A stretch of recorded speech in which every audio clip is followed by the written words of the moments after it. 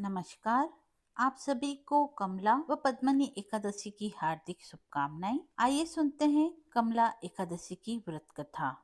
क्या आपने कभी सोचा है कि एक ऐसा व्रत भी है जो दरिद्रता को दूर करके सुख समृद्धि और माता लक्ष्मी की विशेष कृपा दिला सकता है। अधिक मास में आने वाली कमला एकादशी को अत्यंत पुण्यदायी माना गया है। कहा जाता है कि इस व्रत को श्रद्धा और भक्ति से करने पर जीवन के कष्ट समाप्त होते हैं और भगवान विष्णु और माता लक्ष्मी का विशेष आशीर्वाद प्राप्त होता है।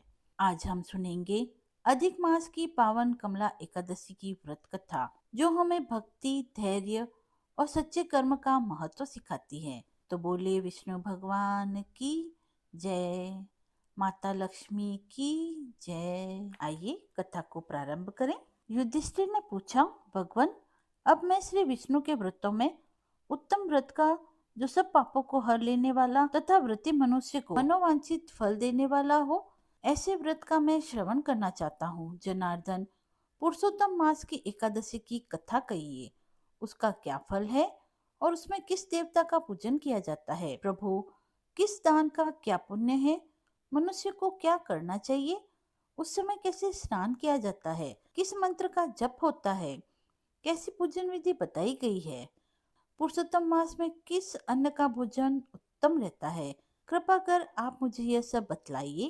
भगवान श्री कृष्ण बोले, राजेंद्र, अधिक मास आने पर जो एकादशी आती है वह कमला नाम से प्रसिद्ध है। वह तिथियों में उत्तम तिथि है।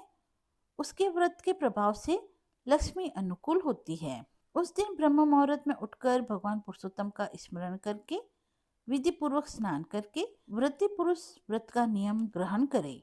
घर पर जप करने का 1 गुना, नदी के तट पर 2 गुना, गौशाला में तप करने पर सहस्त्र गुना, अग्निहोत्र ग्रह में 1100 गुना, शिव के क्षेत्र में, तीर्थों में, देवताओं के निकट तथा तुलसी के समीप 1,00,000 गुना और भगवान विष्णु के निकट तप करने से अनंत गुना फल प्राप्त होता है। इस संबंध में मैं तुम्हें एक कथा सुनाता हूँ, ध्यान पूर्वक श्रवण करो। अवंतीपुरी में शिव शर्मा नामक एक श्रेष्ठ ब्राह्मण रहता था।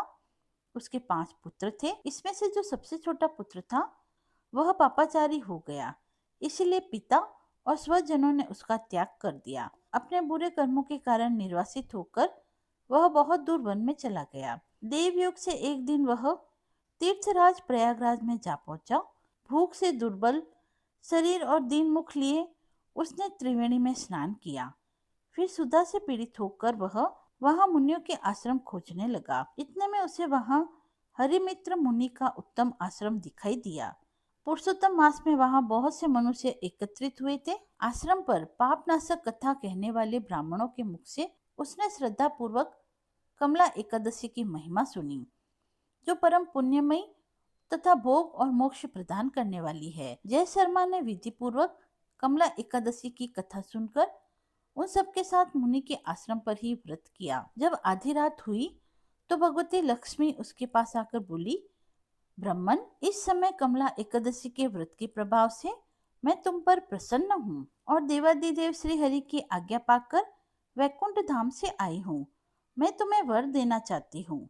ब्राह्मण बोला, माता लक्ष्मी, यदि आप मुझ पर प्रसन्न हैं तो वह व्रत बतलाइए जिसकी कथा वार्ता में साधु ब्राह्मण सदा संलग्न रहते हैं। लक्ष्मी जी ने कहा, ब्राह्मण, एकादशी व्रत का महात्म्य श्रोताओं के सुनने योग्य सर्वोत्तम विषय है। यह पवित्र वस्तुओं में सबसे उत्तम है।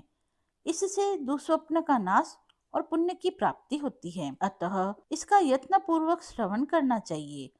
उत्तम पुरुष श्रद्धा से युक्त हो एक या आधे श्लोक का पाठ करने से भी करोड़ों महापातकों से तत्काल मुक्त हो जाता है। जैसे मासों में पुरुषोत्तम मास, पक्षियों में गरुड़ और नदियों में गंगा श्रेष्ठ है, उसी प्रकार तिथियों में एकादशी तिथि उत्तम है।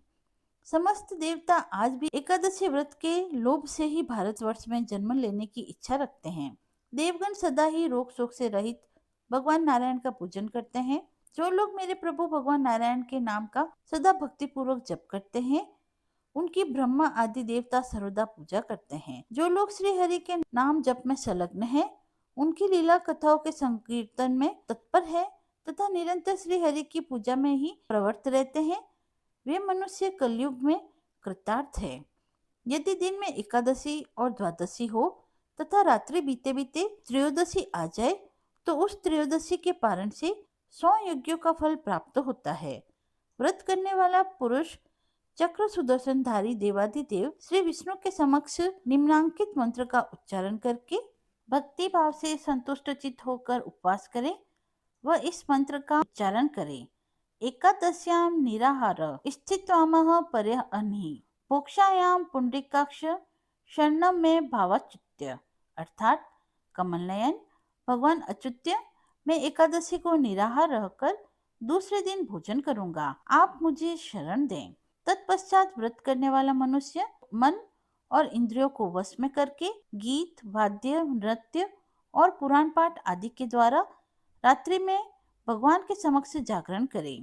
फिर द्वादशी के दिन उठकर स्नान के पश्चात जितेंद्रिय भाव से विधि पूर्वक श्री विष्णु जी की पूजा करे। एकादशी को पंचामृत से जनार्दन को नहलाकर द्वादशी को केवल दूध से स्नान करा के श्री हरि का सायुज्य प्राप्त करे। पूजा करके भगवान से इस प्रकार प्रार्थना करे। अज्ञान तिमिरांधस्य व्रते नानेन केशव प्रसिद्ध सुमुखो भूत्वा ज्ञान दृष्टि प्रदो भव, अर्थात केशव, मैं अज्ञान रूपी रतौंधी से अंधा हो गया हूँ, आप इस व्रत से प्रसन्न हो और प्रसन्न होकर मुझे ज्ञान दृष्टि प्रदान करें। इस प्रकार देवताओं के स्वामी देवादिदेव भगवान गदाधर से निवेदन करके भक्ति पूर्वक ब्राह्मणों को भोजन कराएं तथा उन्हें दक्षिणा दें। उसके पश्चात भगवान नारायण के शरणागत होकर बलि वैश्य देव की विधि से पंच महायज्ञों का अनुष्ठान करके स्वयं मौन हो अपने बंधु बांधवों के साथ भोजन करें। इस प्रकार जो शुद्ध भाव से पुण्य में एकादशी का व्रत करता है वह पुनरावृत्ति से रहित होकर वैकुंठ लोक को प्राप्त होता है। भगवान श्री कृष्ण कहते हैं, राजन, ऐसा कहकर देवी लक्ष्मी उस ब्राह्मण को वरदान दे अंतर्ध्यान हो गई। फिर वह ब्राह्मण भी धनी होकर पिता के घर वापस लौट आया। इस प्रकार जो कमला एकादशी का उत्तम व्रत करता है तथा एकादशी के दिन इसका महात्म्य सुनता है वह सब पापों से मुक्त हो जाता है। युधिष्ठिर बोले, जनार्दन, पाप का नाश और पुण्य का दान करने वाली एकादशी के महात्म्य का पुनः वर्णन कीजिए, जिसे इस लोक में करके मनुष्य परम पद को प्राप्त हो सके।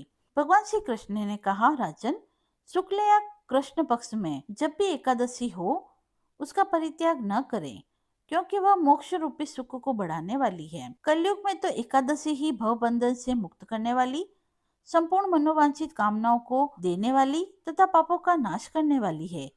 एकादशी रविवार को किसी मंगलमय पर्व के समय तथा संक्रांति के दिन ही क्यों न हो, सदा ही उसका व्रत करना चाहिए। भगवान विष्णु के प्रिय भक्तों को एकादशी का त्याग कभी नहीं करना चाहिए। जो शास्त्रोक्त विधि से इस लोक में एकादशी का व्रत करते हैं वे जीवन मुक्त देखे जाते हैं, इसमें तनिक भी संदेह नहीं है। युधिष्ठिर ने पूछा, श्री कृष्ण, वे जीवन मुक्त कैसे हैं तथा विश्व रूप कैसे होते हैं? मुझे इस विषय को जानने के लिए बड़ी उत्सुकता हो रही है।